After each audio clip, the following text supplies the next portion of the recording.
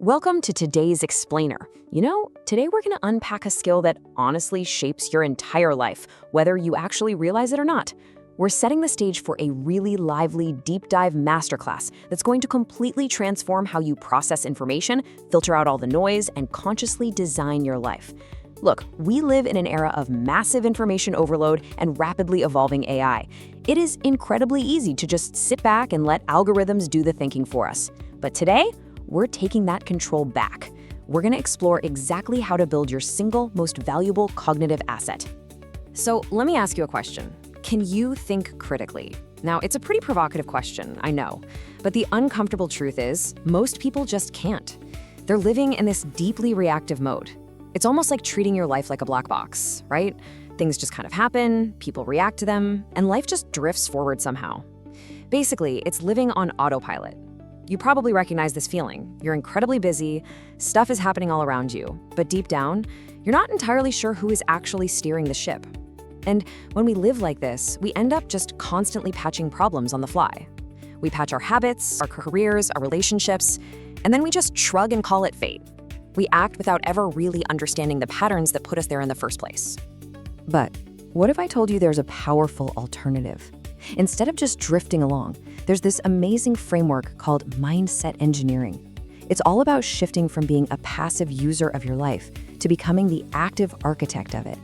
So rather than just constantly fixing symptoms as they pop up, you use an actual architectural blueprint to consciously design your systems. And here is where it all clicks together.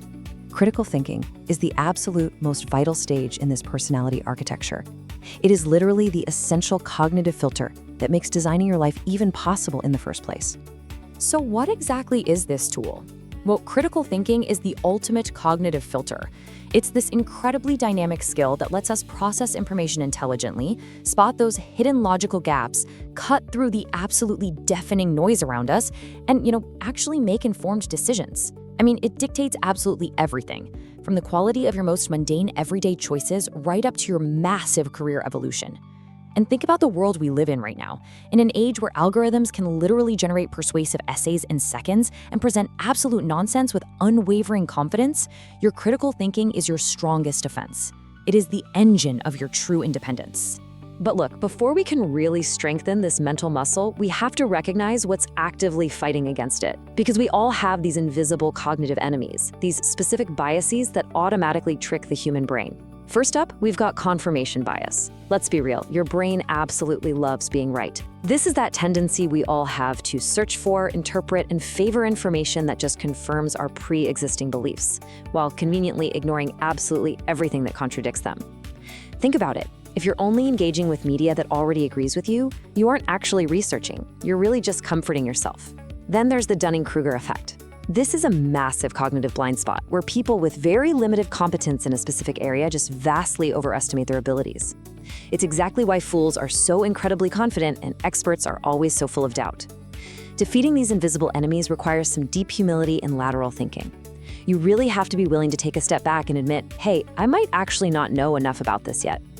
Okay, let's take this and turn it into a practical, usable framework.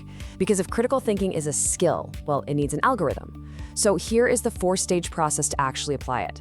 Step 1 is information gathering. This means actively pulling your data from reliable, proven sources, not just blindly clicking and trusting the very first search result you see. Step 2, information analysis. This is where you really do the heavy lifting to separate hard facts from mere opinions. You've got to look for those hidden assumptions and rigorously fact check.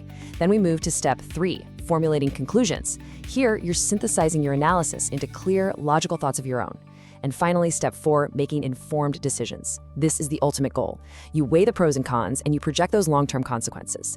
This whole process just proves that truly informed decisions are built on cold, careful analysis, never, ever on just an impulsive gut feeling. So how do we actually train this? Building mental muscle requires deliberate friction. So here are 9 actionable methods straight from our sources to help you actively develop your cognitive strength. First, start reading challenging, critical materials that actually oppose your worldview. Second, engage in structured, logical debates. And I mean real logical sparring here, not just shouting matches.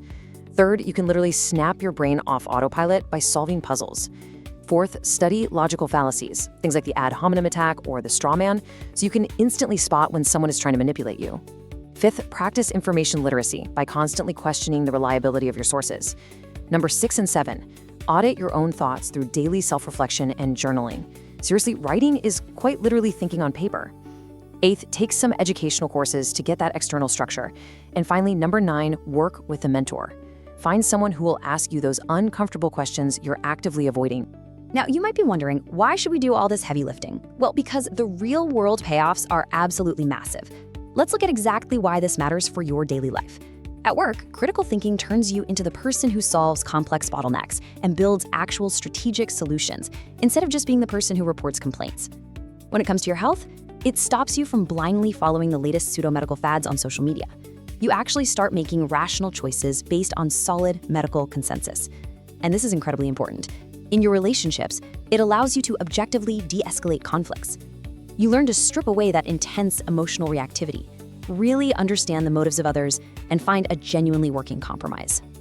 All right, let's put this into practice right now. I want to present a logic challenge directly to you. Here is a puzzle straight from our sources.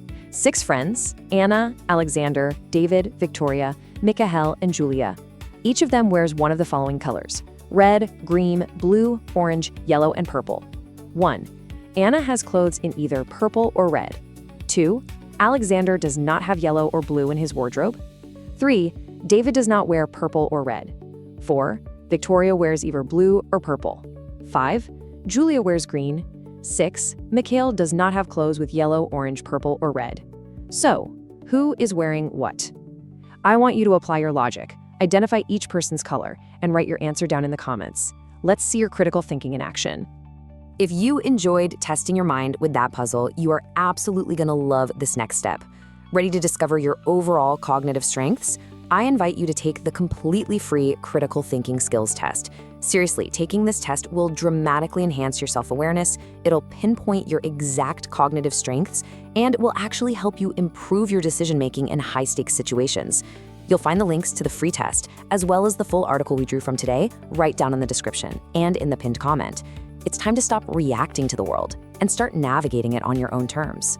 So I'll leave you with this one final question. If your mind is the only tool you use to build your entire reality, exactly how sharp are you keeping it? Thanks so much for joining me for this explainer, and I will see you down in the comments with those puzzle answers.